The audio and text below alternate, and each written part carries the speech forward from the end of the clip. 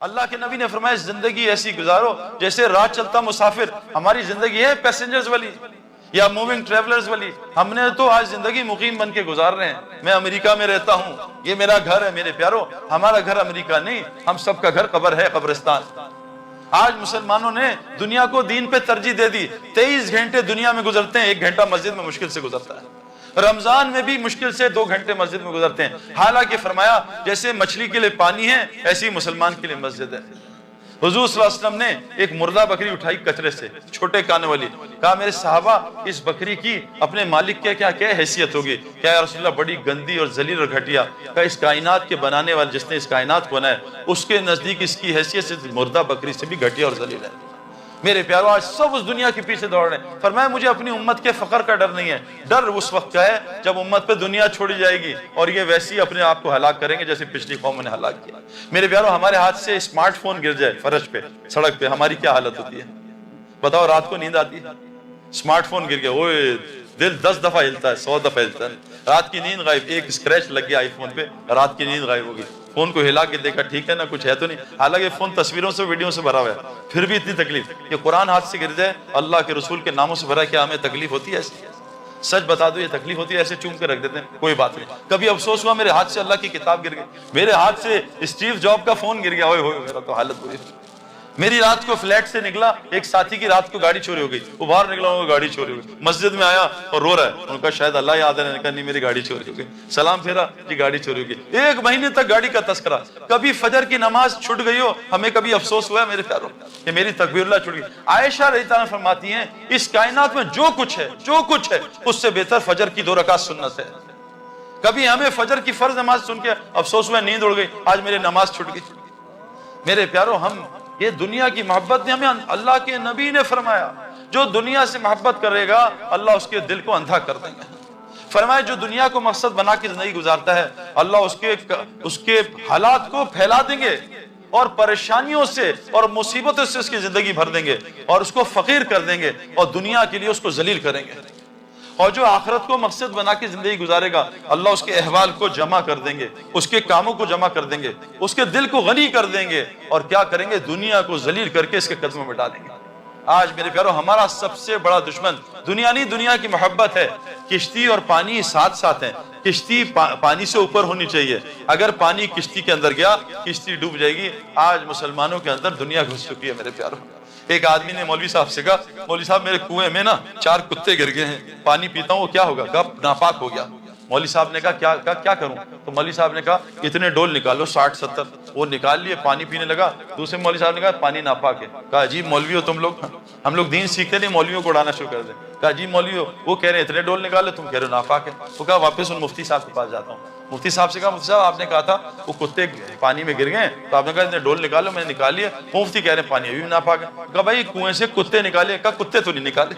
تو جب تک یہ اندر سے کتے نہیں نکلیں گے نا میرے پیاروں, نہ نماز سے وعدے پورے ہوں گے نہ تلاوت سے وعدے پورے. نماز رزق کو کھینچتی ہے, ہماری نماز نے ہمارے رزق کو دبئی اور چائنا پہنچاتی ہے.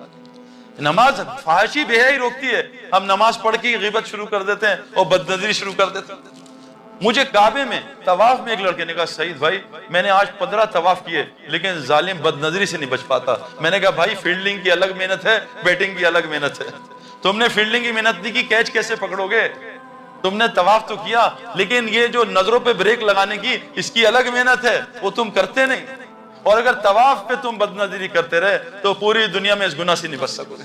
یہ اتنا خطرناک جگہ ہے. اس لیے کتابوں میں آتا ہے جس نے احرام کی حالت میں کوئی گناہ کیا موت تک اللہ اس پہ ٹھپا لگا دیتے ہیں, یہ اس گناہ سے کبھی بچ نہیں سکے گا. بہت بڑی توبہ چاہیے, بہت بڑی. تو نماز احرام کی حالت میں غیبت کر دی, احرام کی حالت بدنظری کر دی, جھوٹ بول دیا میرے پیارے. تو پہلا دشمن دنیا کی, اس لیے تبلیغ میں نکالتے ہیں. آپ کو ایک آسان مثال بتاتا ہوں. اب یہ بارش ہوئی ہے نا بڑی شدید, میں پورا گیلا ہوں, جیکٹ پہنی, ٹھنڈ لگ رہی تھی. آپ کی مسجدیں بہت زیادہ ٹھنڈی ہیں تو میں ٹھنڈ مجھے لگ رہی تھی. اب گاڑی ان کی گیلی ہو گئی ہے, پانی آ گیا. اب جب ہم اس گاڑی میں بیٹھیں گے اس میں بدبو آئے گی جاتے, لیکن 10 منٹ بیٹھیں گے بدبو ختم ہو جائے گی. غلط کہہ رہا ہوں صحیح کہہ رہا ہوں بھائی؟ یہاں کے ٹوائلٹس تو بہت اچھے ہیں, اب ہمارے یہاں ٹوائلٹس میں جائیں بدبو سے بھرے ہوتے ہیں, لیکن 10 منٹ آدمی بیٹھتا ہے پھر میسیجز چیک کرتا ہے, بدبو ختم ہو جاتی ہے. کیوں کہ یوز ٹو ہو جاتا ہے بدبو کا. میرے ساتھ پرفیوم شاپ پہ چلیں, بہت خوشبو آئے گی, 2-4 پرفیوم چیک کی, اب خوشبو آنا بند ہوگا, کافی سونگو, خوشبو آنا بند. یہ تبلیغ کا کام کافی سونگنا ہے. یہ اس کفر اور شرک کے ماحول میں ہے, یہاں ایمان نہیں سمجھ میں آئے گا. ایمان کو اس ماحول میں سمجھنا ایسی ہے باتھ روم میں پرفیوم چیک کرنا, کیا کون سا پرفیوم اچھا ہے, کچھ سمجھ میں نہیں آئے گا. ایمان کو بے ایمانی کے ماحول میں, تبلیغ والے کہہ رہے ہیں بے ایمانی کے ماحول سے نکلو. جھوٹ, غیبت, شرک, بت پرستی, فلاں پرستی, 360 بت, تو سب سے پہلے نکالتے اس ماحول سے. وہ کیوں اللہ نے اصحاب کہف پورے قرآن میں ایک صورت نکال دی. اصحاب کہف نے کیا کیا تھا میرے پیارو؟ انہوں نے اس گندے ماحول کو چھوڑا تھا شرک کے, اور پناہ لی تھی کا غار میں. کیوں؟ اللہ کہہ رہے ہیں جب انہوں نے شرک کے ماحول کو چھوڑا اور ان کی پوجا چھوڑی جن کو انہوں نے معبود بنایا تھا, اللہ نے ان کو غار میں 309 سال سلایا, اور کیا کیا؟ ان پہ اپنی رحمت کو وسیع کر دیا اور ان کے دنیا کے سارے کاموں میں آسانیاں پیدا کر دی. یہ قرآن ہے میرے پیارو. جب آپ اس گندے ماحول کو چھوڑ کے غار میں نہیں, مسجد میں پناہ لوگے, اور پھر وہاں جا کے سوگے بھی, اور تلاوت بھی, اور تہجد بھی, اور نفل بھی, اور دعوت بھی, اور ذکر بھی, اذکار بھی, بتاؤ اللہ ہمارے کام کیسے بنائے گا؟ میرے پیارو, ہم کرکٹرز, ہم لالچی ہوتے ہیں, ہم پیسے کے لیے, ملک کے لیے بھی کھیلتے تھے, لیکن بغیر پیسے کے لیے وقت ضائع کرنا یہ گناہ میں شامل ہو جائے گا. حضرت عمر فرماتے ہیں میں تمہیں 2 کاموں میں لگا دیکھوں, یا تو آخرت بنا رہے ہو یا حلال روزی کما رہے ہو. تو بھائی ہم پیسے کے لیے اگر نہیں کھیلیں گے تو شاید پکڑ ہو جائے, وہ تو مفتیوں سے پوچھنا پڑے گا. تو ہم جو ہے نا, ہم پروفیشنل لوگ ہیں, ہم پاگل نہیں ہیں. ہمیں تبلیغ میں کیا نظر آئے کہ اتنی بڑی دنیا چھوڑ دی میرے پیار. اور میں ابھی فقیر نہیں ہوں, اللہ کے فضل سے ابھی یہاں 2 مہینے پہلے میچز ہوئے تھے 3, اور ایک پلیئر کو $1,00,000 ملے تھے. $1,00,000 چھوڑنا آسان کام نہیں ہے. ہمارے کئی لڑکوں نے چھوڑے, کیوں؟ کہ انہیں اس سے بہتر بہت جگہ مل رہا ہے. بھائی ڈالر کیوں کمانے ہیں؟ اس کی وجہ ہوگی نا, زندگی اچھی ہو جائے. ایک آدمی مچھلی پکڑ رہا تھا, تو ایک آدمی آیا ساتھ میرے جیسا احمق, کہا بھائی خیریت ہے, کیا کہہ رہا ہو؟ کہا مچھلی پکڑ رہا ہوں. کہا اچھا یہ کوئی کام ہے؟ کہاں کام ہے. کہا کتنی پکڑتے ہو؟ کہا 1 گھنٹہ بیٹھتا ہوں. کہا کتنی مچھلیاں؟ کہا 20-25. کہا بس؟ کہا بس نہیں یار, بہت ہے, میرے 2 بچے میاں بیوی 10 کھاتے ہیں, 10-15 بیچ دیتے ہیں, گھر چلتا ہے. کہا اچھا تم کام بڑھا دو. کہا کیوں بڑھاؤں؟ کہا کام بڑھاؤ گے 8-10 گھنٹے مچھلیاں بڑھیں گی.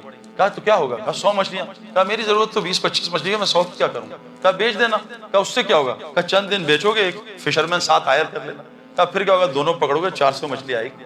کہا میری ضرورت تو 25-30 مچھلی میں پوری ہو, 400 کا کیا کروں گا؟ کہا بیچتے رہنا, ایک یاٹ خرید لینا. کہا یاٹ سے کیا ہوگا؟ کہا 500-1000 مچھلی آئے گی. کہا میری ضرورت تو 20-25 مچھلی میں ہو رہی ہے, میں 1000 کا کیا کروں گا؟ کہا اس کو بیچ دینا, ایک گھر بنانا, AC لگانا, بیڈ روم بنانا, زبردست بیڈ. کہا پھر کیا ہوگا؟ کہا پھر جب بیٹھے گا بڑی زبردست نیند آئے گی. اور رکھ کے ایک منہ پہ چماٹ مارا, کیونکہ ابھی بھی سو رہا ہوں, تو نے اتنا لمبا پروگرام مجھے سونے کا, ابھی سوئی تو رہا ہوں, اتنا لمبا پروگرام 10 گھنٹے 12 گھنٹے, دبئی چائنا, کیا کرنا ہے؟ کھانا اور پکانا, کھانا اور پکانا. اس کے لیے اتنی محنت میرے پیار. ہمارا کیا مقصد کیا بنا ہے آج؟ مجھے تو افسوس ہوا یہاں کے ریسٹ روم رکھا ہوا ہے, گندے کمرے کا نام ریسٹ روم, یہاں جا کے ریسٹ ملے گا. یہ ریسٹ روم ہے میرے پیار؟ یہ تو ڈسٹریس روم ہے, اس کو ریسٹ روم بنا دیا. ہماری سب سے پہلا مسئلہ اس دنیا کو نکالیں. اور دنیا پتہ کیسے نکلتی ہے, کیسے نکلے گی؟ بھائی موت کو کثرت سے یاد کرنے سے.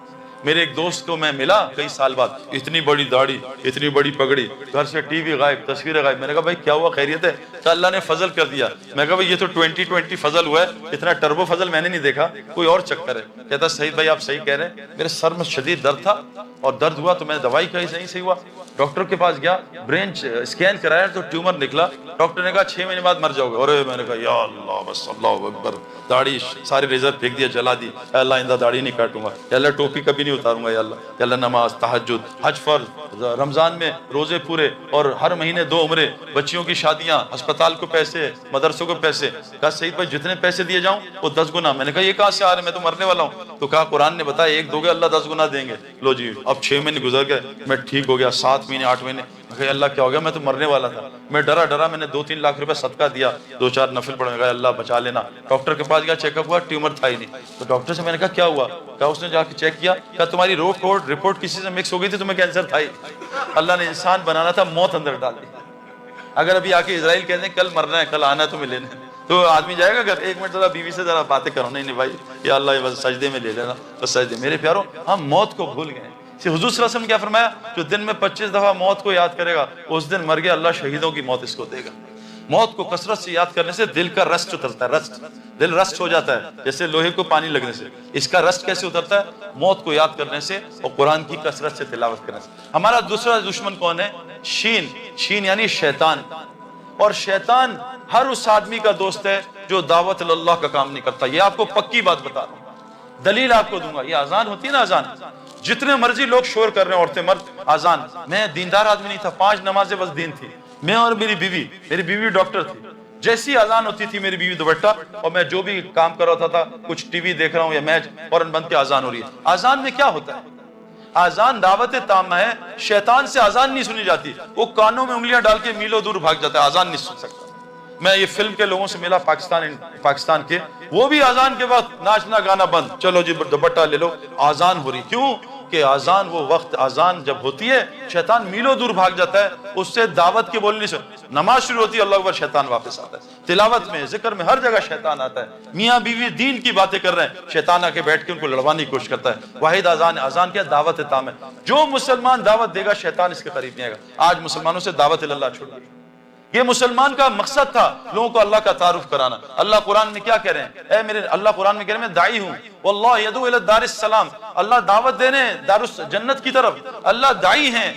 حضور صلی اللہ علیہ وسلم کا آپ بھی داعی ہیں, اور کہا ان سے کہہ دیجئے قل ھذہ سبیلی ادعو الی اللہ, یہ ہے آپ کا ہائی وے, یہ آپ کا موٹر وے, ادعو الی اللہ, لوگوں کو اللہ کی طرف بلانا. کیسے؟ اللہ بصیرت, پورے یقین کے ساتھ, بصیرت کے ساتھ. انا ومن اتبعنی, یہ آپ کا بھی ہائی وے ہے, اور جو آپ کو رسول مانتے ہیں ان کا بھی یہ کام ہے ادعو الی اللہ. آج کتنے مسلمان دعوت کا کام کرتے ہیں میرے پیاروں؟